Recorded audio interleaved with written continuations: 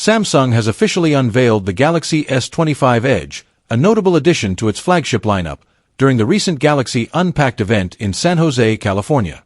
Revitalizing the Edge moniker, this model emphasizes an ultra-thin design, measuring just 6.4 mm in thickness, making it the slimmest in the series. The device features a sleek silver finish and is equipped with a dual rear camera setup, comprising a 50-megapixel telephoto lens and a 200-megapixel main sensor, aiming to deliver high-quality photography. Powered by the Snapdragon 8 Elite processor and 12 GB of RAM, the S25 Edge ensures robust performance. It operates on Android 15, overlaid with Samsung's One UI 7, offering an enhanced user experience.